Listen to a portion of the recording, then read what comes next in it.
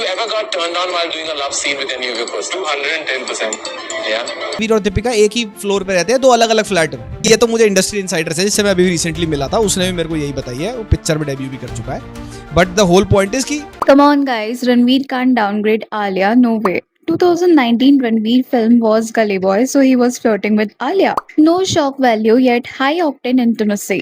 It's not forced or anything, bro. It was definitely forced. You could have cut half of it out and you wouldn't be missing anything. It wasn't done well. Alia didn't even wonder. Hello everyone, welcome back to The Gossiper. So today we will be discussing Ranveer Singh's fake image of green flag husband and कैसे वो set पर romantically involve होता है even after being married to Deepika. Plus के दीपिका ने रणवीर को सबक सिखाने के लिए ऋतिक को यूज किया था।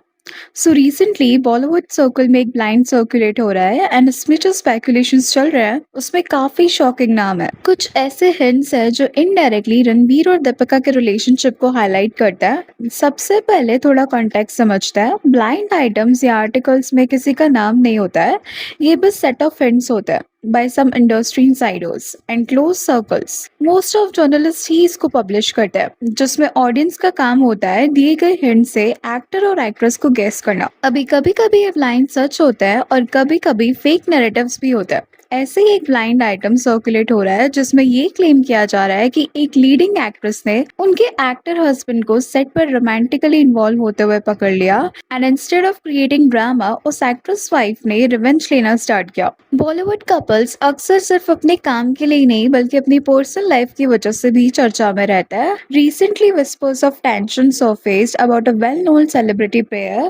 According to sources, एक लीडिंग एक्ट्रेस को अपने एक्टर पति के फ्रेंडली बिहेवियर के बारे में पता चल जाता है जो वो अपनी एक अट्रैक्टिव को-स्टार के साथ दिखा रहे थे। ट्विस्ट ये है कि वो को-स्टार पहले से ही एक्ट्रेस के म्यूचुअल लिस्ट के जरिए उनसे थोड़ा बहुत कनेक्टेड थी। जाहिर है ये बात एक्ट्रेस को बिल्कुल पसंद नहीं आई, लेकिन एक्ट्रेस ने कोई बड़ा हंगामा करने के बजाय एक बड़ा ही प्लेफुल तरीका चुना रिएक्ट करने के लिए।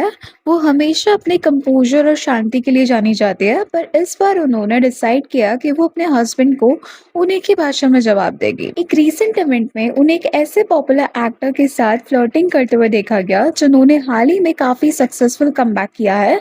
जिस स्टार के साथ वो मस्ती कर रही थी वो खुद काफी बार कंट्रोवर्सीज में रह चुके हैं और हेडलाइंस में बने रहते हैं।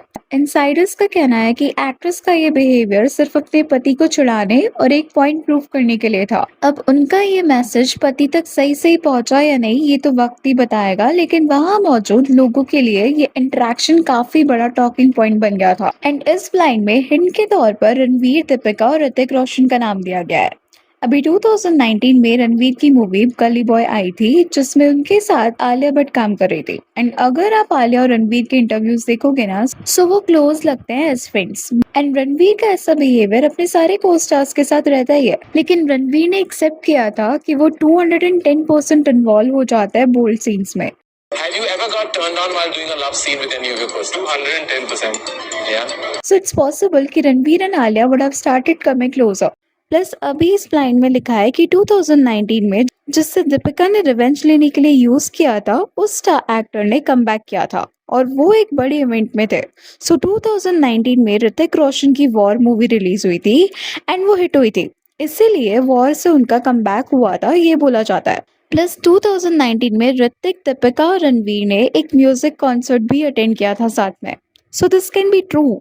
और अभी थोड़े टाइम पहले ये क्लिप वायरल हुई थी स्टेटिंग कि Ranveer and Deepika are in open relationship. But the problem started जब रणवीर और दीपिका फिर से साथ में इन्वॉल्व हुए और ये बात रणवीर ने सेट पर डिस्कस की थी that his wife is involve with Ranveer Kapoor. और इनसाइड स्टोरी ये है कि Alia is okay with it.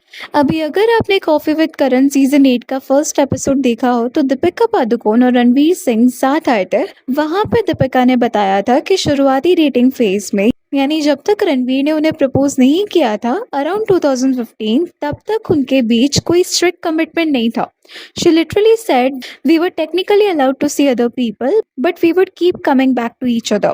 She admitted that it was open relationship for 3 years and इसके बाद से कोई भी इनके रिलेशनशिप के बारे में कुछ भी बोल देता है तो लोग मान जाते हैं। I mean just think about this. What this girl is saying. Gossip चाहिए, बीटा की गॉसिप पहले सुन लेते हैं, कोई भी एक एक्टर का नाम बोलो पे कड़क। are also in an open relationship. Yeah, What that I love, say, yeah, what उसके I say. ऊपर किया.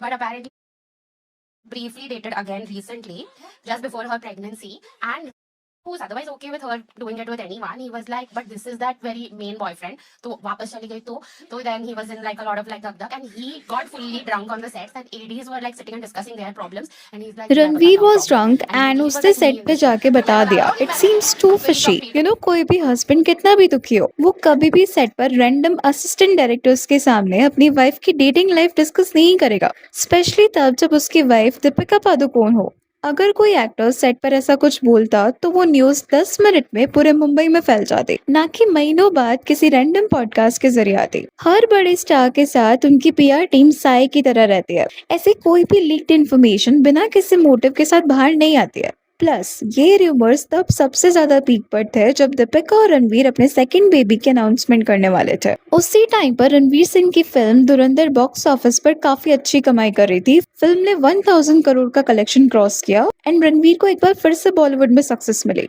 और जब भी कोई बड़ी फिल्म हिट होती है या कोई बड़ा पर्सनल माइलस्टोन आने वाला होता है तो सेलेब्स के खिलाफ नेगेटिव पीआर एक्टिव हो जाती है ताकि उनकी इमेज पर स्टेन लग सके क्या ये सिर्फ कोइंसिडेंस है कि जब सक्सेस मिली तभी ओपन मैरिज वाला सीन ऑल ऑफ सडन एकदम से बाहर आ जाता है आई मीन बॉलीवुड कपल्स के लिए शादी सिर्फ प्यार नहीं है बल्कि एक बड़ा बिजनेस एंड पीआर ब्रांड भी होती है दीपवीर और रालिया हजारों करोड़ों की ब्रांड वैल्यू होल्ड करते हैं ऐसे में छोटी मोटी पर्सनल किटपिट को लोग डाइवोर्स लेकर अपने ब्रांड और लेगेसी खराब नहीं करते उनके लिए एक म्यूचुअल प्राइवेट अंडरस्टैंडिंग बनाना ज्यादा प्रैक्टिकल होता है एक्टर्स महीनों तक घर से दूर रहते हैं बड़े रोमांटिक सेट्स पर रहते हैं वहां पे इमोशनल और फिजिकल बाउंड्रीज ब्लर होना नॉर्मल बात मानी जाती है I know loyalty means everything but Bollywood में लॉयल्टी का मतलब अब फिजिकल एक्सक्लूसिविटी नहीं रहा है उनके लिए लॉयल्टी का मतलब है एक दूसरे का साथ देना मुश्किल टाइम में सपोर्ट करना और at the end of the day घर वापस आना And I can't justify this. Who are we, to decide what is morally, ethically correct for them? जब तक हम उनके शूज में नहीं है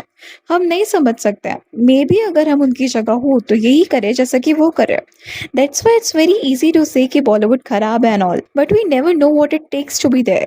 एंड टू बी ऑनेस्ट जब तक कोई सेलिब्रिटी खुद आकर इस बात को ऑफिशियली स्टैम्प नहीं करती तब तक ये सब सिर्फ स्पेकुलेशंस ब्लाइंड आइटम्स और अनवेरिफाइड गॉसिप्स है इंटरनेट पर बैठकर किसी की शादी पर जजमेंट पास करना बहुत ज़्यादा आसान है इंक्लूडिंग अगर मैं ऐसा कर रही हूँ तो लेकिन हर रिलेशनशिप के अपने पैटर्न्स होते हैं anyways that's all for today please let me know your thoughts on this in the comment section and अगर वीडियो अच्छी लगी तो please like share and subscribe जरूर करें